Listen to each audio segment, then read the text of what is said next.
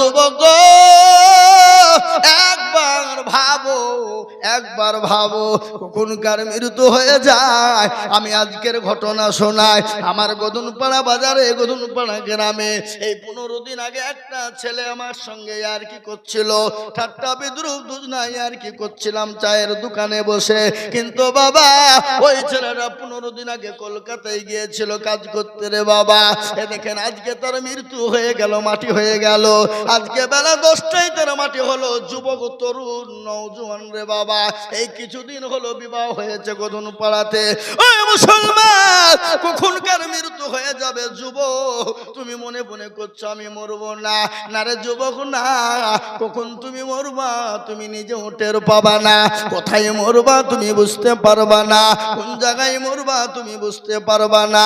আজকে তুমি মনে করো যুবক বড় ভাই আছে মরবে, বাপ মরবে, দাদু দাদি মরবে, কিন্তু না না না, দাদু দাদি থেকে যায় লাতি পুতি চলে যায়, যায় না? জোরে বলুন।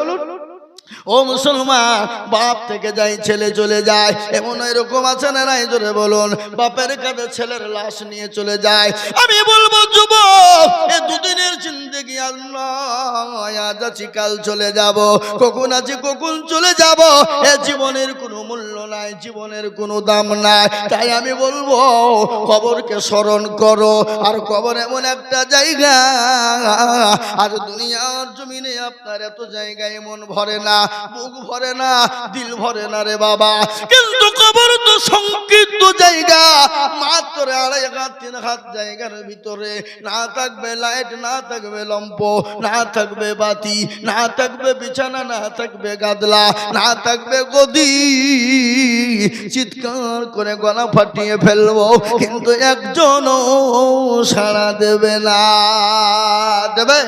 এই জোরে বলুন, দেবে না? আপনাদের দেশে মানুষ কেউ মারা গেলে সুন্দর করে সঙ্গে করে কাঁথা বালিশ ল্যাপ দিয়ে দেন নাকি? নাকি মনে হয় না? তাই আমি বলবো যুবক এখনো সময় আছে। আল্লাহু আকবার। যুবক তুমি শুনে নাও, যে যুবককে সবাই পছন্দ করে, প্রত্যেকটা নর নারী পছন্দ করে, সেই যুবককে আমার আল্লাহ পর্যন্ত পছন্দ করে। আমার আল্লাহ বলেছে যুবক যদি একবার আমার কাছে সেজদা দিয়ে দেয়, আর একজন মুরব্বী যদি আমার কাছে ৭৭ বার সেজদা দেয়, আমার একবার যুবকের সেজদার তুলনায় ওই যুবকের সেজদার কোনো মূল্য না। বুঝতে পারলেন না? পারলেন না? যাদেরকে সবাই পছন্দ করে, যাদেরকে সবাই ভালোবাসে, যাদেরকে সবাই মহব্বত করে, সবাই চেয়ে থাকে, আমার আল্লাহ যুবকদের দিকে চেয়ে থাকে, কখন আমার ওই বান্দা যুবক নামাজ পড়বে, ওই যুবক কখন আমার আমার আল্লাহর সুন্নতকে জিন্দা করবে। আজ একটা ঘটনা বলি মুসলমান গো, আজকে আমাদের মুখে তো দাঁড়িয়ে আছে না নাই? কথা বলেন না কেন? আমরা বুড়ো হয়ে গেছে নাকি? বুড়ো হয়ে গেছে? আমরা তো যুবক, আমরাও তো তরুণ, আমাদের কি শখ জাগে না? অবশ্যই জাগে। কিন্তু না না, নবীর সুন্নত রয়েছে, মুখে দাঁড়িয়ে আছে। ও যুবক তুমি সুন্নত রাখো, দাঁড়িয়ে রাখো, নামাজ পড়বা, আল্লাহর কাছে হাত তোলার প্রয়োজন হবে না রে যুবক। একবার আল্লাহর দিকে চেয়ে দেখবা ও যুবক, আমার আল্লাহ তোমার উপর খুশি হয়ে যাবে। যুবক রে, তুমি নামাজ পড়ো, মসজিদের দিকে এগিয়ে যাও, আল্লাহর রাস্তায় তুমি নামাজের জন্য এগিয়ে যাও, দিনের স্বার্থে তুমি কাজের জন্য বেরিয়ে যাও। আল্লাহ বলে যুবক তুমি যদি 2 রাকাত ফজরের নামাজ যদি মসজিদে আদায় করে নিতে পারো রে যুবক, ও যুবক নামাজ পড়ে তুমি যদি রাস্তায় বেরিয়ে যাও, আল্লাহ বলে যুবক রুজি বলে তোমাকে চিন্তা করতে হবে না, খেতে পাবো না বলে চিন্তা করতে হবে না, আমি আল্লাহ আমি তোমাকে রুজিতে ভরপুর করে দেব। রুজির মালিককে জোরে বলুন না কে? আল্লাহ। রুজির মালিক হলো আল্লাহ। ও মুসলমান যুবকেরা, আজকে আমাদের দেশের যুবকেরা, তরুণেরা, নওজোয়ানেরা, আজকে তারা মনে মনে করে দাঁড়িয়ে রাখলে বুড়ো হয়ে যাব, মেয়েতে পছন্দ করবে না, মেয়ে হয়তো আমাদেরকে বিবাহ করবে না। অনেকে মনে ভাবে না জোরে বলুন, ভালো বউ পাবো না, সুন্দরী বউ পাবো না। হে মুসলমান শোনে না, আমি আপনাদেরকে শুনিয়ে দিই ঘটনা। কি বলবো না? ও মুসলমান চুলে কাটিং দেয়, রোলান্ডো কাটিং। কি কাটিং? কথা কয় না? রোলান্ডো কাটিং, মেশি কাটিং দেয়, আর সিগারেট নিয়ে বুকে মুখে হাত দিয়ে টানে, আর মেয়ে ছেলের দিকে তল চোখে তাকিয়ে তাকিয়ে দেখে, আর মনে মনে ভাবে এই যদি আমার সঙ্গীর সাথী হতো আমার জীবনটা বরবাদ হয়ে যেত, আমার জীবনটা হয়তো শূন্য হয়ে যেত। কিন্তু আল্লাহ ডাক দিয়ে বলে, যুবক, ওই রোলান্ডো মেশি চুল না কেটে সিগারেট না টেনে আমার কাছে তুমি চাও, আর আমার কাছে মাথাটা নত করে দাও, আমি আল্লাহ তোমাকে তার থেকে সুন্দরী রমণী দিয়ে দেব। সুবহানাল্লাহ বলুন। তার কারণ কি জানেন? একজন সাহাবা যার নাম হলো সাদ রাদিয়াল্লাহু তাআলা আনহু, নবীর একজন সাহাবা। সুবহানাল্লাহ, সুবহানাল্লাহি ওয়া বিহামদিহি, সুবহানাল্লাহিল আযীম। শুনলেন ভালো করে? নবীর একজন সাহাবা যার নাম হলো সাদ। কি নাম জোরে বলুন? সাদ। দেখতে ভালো না, কালো কিচ্ছিত, দেখতে ভালো না, কেউ তার দিকে চেয়ে তাকায় না। আল্লাহ রসুলের কাছে গেলেন, আল্লাহ রসুল বলে, সাদ গো, বলে ইয়া রাসূলুল্লাহ বলুন। আল্লাহ রসুল বলে, সাদ তুমি কেমন আছো? নবীজি জিজ্ঞাসা করছেন কাকে? হযরতে সাদকে। বলে তুমি কেমন আছো? হযরতে সাদের বুকটা ভরে গেল আনন্দে, আত্মহারা, ও নিজে কি বলবে ঠিক পায় না। বিশ্ব নবীর দিকে তাকিয়ে বলে, নবী গো, আমি তো বড় ভালো আছি। বলে, ও সাদ, তুমি কি বিবাহ করবা না? তোমার কি বিবাহ করতে মন চাই না? হযরতে সাদ বলে, নবী গো, আমি তো দেখতে ভালো না, আমি বড় কালো কিচ্ছি, আমাকে কে বিবাহ করবে গো নবী? সুবহানাল্লাহ বলুন। কে বিবাহ করবে? যুবকেরা, এই যে আজকে যারা তোমরা হেন মনতাই ভোগো, আজকে মনে মনে করছো দাড়ি রাখলে নামাজ হবে না, নামাজ পড়লে নামাজ হবে না, মেয়ে ভালো পাওয়া যাবে না, দাড়ি রাখলে মেয়ে ভালো হবে না, টুপি রাখলে হয়তো তালিবান মার্কা লোক বলে তোমাকে বিবাহ করতে চাইবে না। মুসলমান আর অনেক যুবক আছে, অনেকজনা বলে, হুজুর জানেন আমার বিবি কিন্তু বড় পরোজগার। অনেকজনা বলে আমাদেরকে, বলে হুজুর জানেন আমার বিবি বড় পরোজগার, আমার বিবি বড় দিনদার, আমার বিবি খালি কোরআন পড়ে আর তাহাজ্জুদের নামাজও কোনোদিন কাজা করে না। এরকম বলে আমাদেরকে। দেবজি তাহলে ভাই আপনার বিবি তো নামাজ পড়ে? বলে হ্যাঁ। পরোজগার? বলে হ্যাঁ। দিনদার? বলে হ্যাঁ। কোরআন পড়ে? বলে হ্যাঁ পড়ে। তাহাজ্জুদ পড়ে? বলে হ্যাঁ। তো ভাই গো, তোমার মুখে কেন তুমি দাঁড়িয়ে রাখো নাই বলো? বলে হুজুর আমার বউ বলেছে যদি তুমি দাঁড়িয়ে রাখো তো তোমার ভাত খাবো না। বুঝতে পারলেন না আমার কথাটা? তার মানে পাকা মিথ্যা কথা। ওর জীবনেও কোরআন খুলে দেখে না, জীবনে ওর নামাজ পড়ে না। কি বুঝেন আপনারা বলুন? যদি বউ যদি তাহাজ্জুদ গুজারনেওয়ালা নারী হয়, মেয়ে যদি তাহাজ্জুদ পড়নেওয়ালা মহিলা হয়, তাহাজ্জুদ কোরআন তেলাওয়াত করনেওয়ালা মহিলা হয়, যদি ৫ ওয়াক্ত নামাজি হয়, ও জীবনেও কোনোদিন স্বামী দাঁড়িয়ে রাখতে দিবে না। এটা হবে না। কি বুঝেন আপনারা বলুন? বিবি আনন্দ করে যত্নের সাথে বলবে, প্রাণের স্বামী, ওগো স্বামী, আল্লাহর দিন বড়, আল্লাহ বড়, আল্লাহ রসুলের হুকুম না মেনে নবীর সুন্নতকে জিন্দা করুন, দাঁড়িয়ে রেখে দিন। বিবি তো আপনাকে আদরের সঙ্গে সুনামের সঙ্গে রাখতে বলবে। আর যারা বলে আমার বিবি নামাজ পড়ে, কোরআন পড়ে, তাহাজ্জুদ পড়ে, দাঁড়িয়ে রাখতে আমাকে দেয় না, এটা মিথ্যা কথা। তার বিবি মনে হয় পশ্চিম কোনোদিন চিনে না। কথা বলছেন না কেন? হ্যাঁ, এই মুসলমান দরদি হযরতে সাদকে নবীজি বললেন, সাদকে তুমি বিবাহ করবা না? নবী বললেন, নবীজি বললেন, ইয়া রাসূলুল্লাহ আমাকে কে বিয়ে করবে? আল্লাহ রাসূল বললেন, সাদ বলো তুমি বিবাহ করবে কিনা? বলে, ইয়া রাসূলুল্লাহ কার না মন চায় বিবাহ করতে? হযরতে সাদ চুপ হয়ে গেল। বিশ্ব নবী বুঝতে পেরেছেন হযরতে সাদের বিবাহতে মত আছে। কি আছে তোরা বলুন? মত আছে।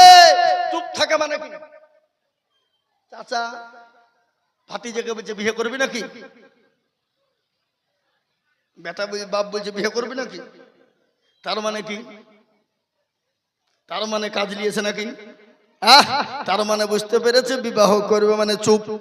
হযরত সাদকে নবীজি বললেন, সাদ তুমি বিবাহ করবা নাকি? সাদ চুপ হয়ে গেল। বিশ্ব নবী দয়ার নবী রহমাতুল লিল আলামিন, কি নবী গো, এই নবী আমরা পেয়েছি বাবা, আমরা বড় ভাগ্যবান। কি মান জোরে বলুন, কি জোরে বলুন, আমরা বড় ভাগ্যবান। আপনারা জানেন পৃথিবীতে যত মানুষ দুনিয়ার জমিনে এসেছিল, এসেছে, আগামীতেও আসবে, কিন্তু আপনারা জানেন একটাই মানুষ 63 বছর জিন্দেগিতে বেঁচে ছিলেন, যিনি জীবনেও কোনোদিন মিথ্যা কথা বলেন না। তিনি কে? একটু জোরে বলুন। এটা জোরে বলতে আপনাদের অসুবিধা হয়েছে নাকি, ভয় আছে নাকি? আমরা কপাল পোড়া। 63 বছর জিন্দেগিতে বেঁচে ছিলেন কে? বিশ্ব নবী দয়ার নবী, যিনি 63 বছরের মধ্যে জীবনেও কোনোদিন মিথ্যা বলেছেন নাকি? কোনোদিন কাউকে খারাপ কথা বলেছেন নাকি? কোনোদিন কাউকে ধমক দিয়েছেন নাকি? জোরে বলুন। কেন ধমক দিয়েছে? কাউকে কোনোদিন ধমক দেন না। কেন দেন না? আল্লাহ তার কোরআনে প্রমাণ দিয়ে বললেন, ওয়ামা আরসালনাকা ইল্লা রাহমাতুল লিল আলামিন। আমার আল্লাহ আমার নবীকে রহমত স্বরূপ পাঠিয়ে দিলেন। আমি আজিজুল হক বলি না, এটা আল্লাহর কোরআন বলেছে। আমার নবীকে দুনিয়ার জমিনে, গোটা বিশ্বের জমিনে রহমত স্বরূপ পাঠিয়ে দিয়েছে। সেই নবীকে কেউ যদি গালি দেয়, সে নবীকে কেউ যদি তার নবীর বিরুদ্ধে কুরুচিকর মন্তব্য করে, সে মুসলমান না কাফের? জোরে বলুন, আরো চিল্লিয়ে বলুন। তারা হলো কাফের, কোনদিন তারা মুসলমান হতে পারে না। আপনারা জানেন আমার ওই নবীকে গালি দিয়েছিল মহারাষ্ট্রের মাটিতে একজন, আপনার কি বলে গো, আপনার কি রামজি, ও মুসলমান, একজন পুরোহিত। কিন্তু মুসলমান, আমি ভালো করে আপনাদেরকে শোনাই, মুসলমান সব সহ্য করে নিতে পারবে। আমাকে গালি দাও আমি মেনে নিব, আমার মা বাপকে গালি দিবে আমি মেনে নিব, আমার 14 পীরিতকে তুমি গালি দাও মেনে নিব, কিন্তু আমার রসুলকে যদি গালি দাও, আমরা মুসলমান জীবন থাকতে রক্ত থাকতে মেনে নিব না। কি বলেন আপনারা বলুন, মেনে নিব? কথা কন না কেন? কোনদিন মেনে নিব না। তাই আমি আপনাদেরকে বলবো, মুসলমান গো দরদি আল্লাহওয়ালারা, ও মুসলমান কান করে শুনে নিন, আল্লাহওয়ালা দিনওয়ালা ইমানওয়ালা কান করে শুনে নিন। আল্লাহ নবী সাদকে বললেন, সাদরে বিবাহ করবা কিনা বলো। সাদ চুপ হয়ে গেল। ও যুবক তোমরা ভালো করে শুনে নাও, যুবক শুনে নাও, আল্লাহওয়ালা দিনওয়ালা ইমানওয়ালা কলমাওয়ালা মুসলমান হলে দাঁড়িয়ে রাখলে বিবাহ হবে কিনা, সুন্দরী রমণী তুমি পাবা কিনা? ঘটনা শোনো। সাধ্য তরুণ যুবক মুখে দাঁড়ি, কিন্তু দেখতে ভালো না। আল্লাহ নবী বললেন, সাদ এই চিঠিখানা লিখে দিলাম, তুমি মদিনার মাটিতে আমার সাহাবা চলে যাও, আমার সাহাবার বাড়ি চলে যাও, আবু আইয়ুব আনসারীর বাড়িতে চলে যাও রে যুবক। ওই চিঠিখানা নিয়ে তিনি চললেন হযরত আবু আইয়ুব আনসারী রাদিয়াল্লাহু তাআলা আনহুর বাড়িতে। বাড়িতে গিয়ে সালাম দেয়, আসসালামু আলাইকুম। আচ্ছা এ বাবা, বাড়িতে গেলে, লোকের বাড়িতে গেলে কি হুই হুই করে ডাকতে হবে না সালাম দিতে হবে? মুসলমানের আদর্শ কি? পরের বাড়ি হোক, নিজের বাড়ি হোক, ঘর হোক, যাই হোক না কেন, আপনি বাড়ির বাইরে যখন যাবেন, বাড়িতে গিয়ে সালাম বলবেন, আসসালামু আলাইকুম। এ বাবা, বিবিকে সালাম দেওয়া যায় কিনা না যায়? বিবিকে সালাম দেওয়া যাবে? কথা কন না কেন? বিবিকে সালাম দেওয়া যাবে। আচ্ছা বলুন তো, স্বামী স্ত্রীর মধ্যে যদি সালাম দেওয়া হয়, তাহলে বলুন তো মহব্বত বাড়বে না কমবে? বাড়বে। দেখবেন যে বাড়িতে স্বামী স্ত্রীর মধ্যে সালাম প্রদান আছে, সে বাড়িতে কোনোদিন অশান্তি হতে পারে না। ঝগড়া হলেও সাময়িকের জন্য ঝগড়া আবার মিটে যায়। কিন্তু আমি আপনাদেরকে বলি, বাড়িতে বিবিকে সালাম কে কে দিয়েছেন একটু হাত তুলে বলেন দেখি। একজন, দুজন, 2-3 জন দেখছি এতগুলা মানুষের মধ্যে। এই তুমি হাতখান তুললে মানে মাঝে মাঝে দাও, মাঝে মাঝে দাও না নাকি? তার মানে আল্লাহ, তোরা হাত তুললি কেন? তোরা আবার বিয়ে করিস নাকি? পুচকে হাত তুলেছে। ও তো বিয়ে করবে নাকি নাকি বুঝলেন আপনারা? হ্যাঁ, ও মুসলমান দরদি, সালাম দেবেন হাত থেকে ইনশাল্লাহ নিয়াত করুন, বাড়ি থেকে সালাম দেবেন, চোখ বুঝে দিয়ে দিবেন। প্রথমে একটু বাধা বাধা লাগবে নাকি, বিবি একটু মুচকি হাসবে, বলে হারে মিনসি আবার মলবি হইলে কবে রে, ওই একদিন দুদিন বুঝবে। তারপরে কিন্তু যখন চালু হয়ে যাবে দেখবেন স্বামী স্ত্রীর মধ্যে ভালোবাসা বেড়ে যাবে, স্বামী স্ত্রীর মধ্যে ভালোবাসা বেড়ে যাবে। আর যে বাড়িতে স্বামী স্ত্রীর মধ্যে ভালোবাসা বেড়ে যাবে, মহব্বত জন্ম হবে, সে বাড়িতে আল্লাহর রহমত বর্ষণ হবে। ঠিক কিনা জোরে বলুন, ঠিক কিনা জোরে বলুন। ও মুসলমান দরদি, দরদি গো কান করে শুনে নিন। আপনারা চিল্লাতে ভয় পাচ্ছেন, গলা ব্যথা হয়ে যাবে বলি।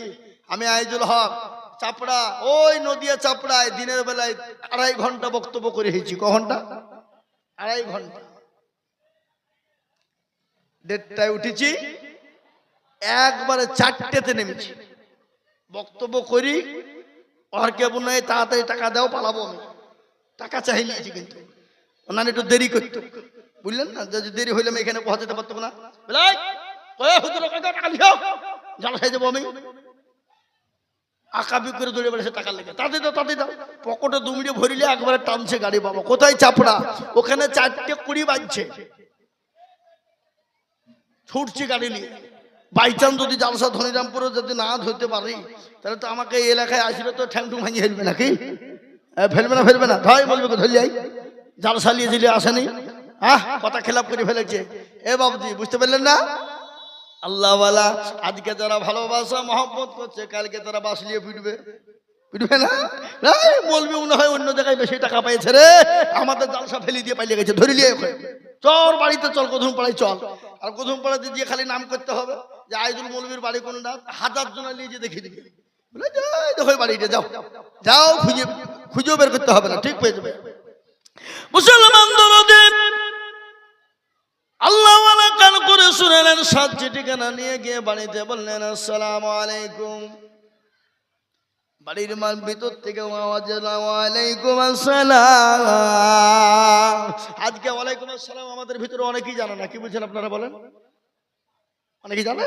আমি অনেক জায়গা দিয়েছি আসসালামু আলাইকুম, ও বললো নুঙ্গিকে এরকম করে পিঞ্চার ও বলছে সালাম আলাইকুম। আমি সালাম দিলাম, উত্তরটা দেও না না হতো ঠিক দিয়েছি, কিন্তু বলে আমি যাবো না, তাই তো বললে তুমি, বলে না ঠিকই দিয়েছি। ও স্বীকার করবে না যে ভুল বলেছি, কি বুঝলেন না? মান সম্মানের ব্যাপার।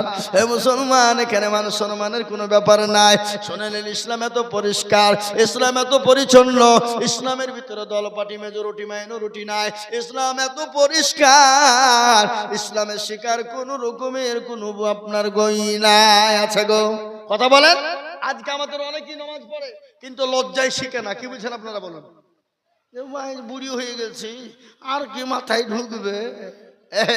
এ বাবা মাদ্রাসায় বলে নাই, তাবলীগ জামাতে চলে যান, নামাজ শিখে নেবেন, কোরআন শিখবেন, তেলাওয়াত শিখবেন, জিকির শিখবেন, কি করে নামাজ পড়তে হবে, কি করে নামাজে দাঁড়াতে হবে, কোন জায়গায় নামাজ পড়তে হবে, কিভাবে নামাজ পড়বে, সূরা পড়বে, দুরূদ শরীফ পড়বা।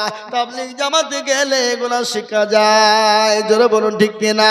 মুরব্বীদের জন্য তাবলীগের জামাত, আর আপনার ছোট বাচ্চাদের জন্য, যুবকদের জন্য হলো মাদ্রাসা। ও মুসলমান গো, ও দরদি, আজকে আমাদের দেশের অনেক বাবাজিরা নামাজ পড়ে 15 বছর 20 বছর হয়ে গেছে বাবা, কিন্তু নামাজ ঠিক করে জানে না। কি বলছেন আপনারা বলুন?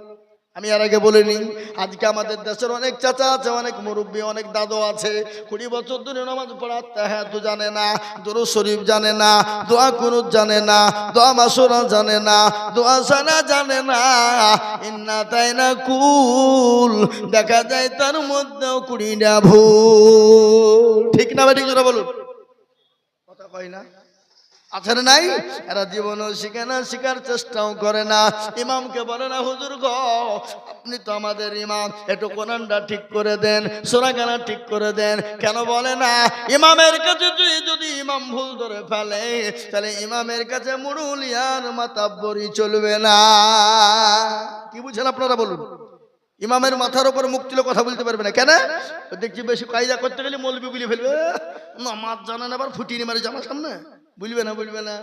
আর আমাদের দেশের ইমাম সাহেবরাও জীবনে কোনোদিন কাউকে বলে না হুজুর বসেন, বলে কেন নামাজটা ঠিক করে দিই, কোরআনটা ঠিক করে দিই। আজকে আমি আপনাদেরকে বলে দিই নামাজ পড়ুন। কোরআন যদি আপনি না পড়তে পারেন, নামাজ যদি আপনার শুদ্ধ হবে না, সূরা যদি ঠিক না থাকে শুদ্ধ হবে না। আজকে আমাদের দেশের অনেক যুবকেরা নামাজ পড়ে কিন্তু কোরআন পড়তে পারে না, কিন্তু ফতোয়াবাজি করে। করে কিনা জোরে বলুন, কথা কয় না? দেখে নাই নাকি? আচ্ছা, কোরআন পড়তে পারে না, যদি বলে সূরা ফাতিহাটা পড়ো, আল্লাহু আকবার, সূরা পড়তে ফাতিহা পড়তে গিয়ে দাঁত পর্যন্ত ভেঙে ফেলে।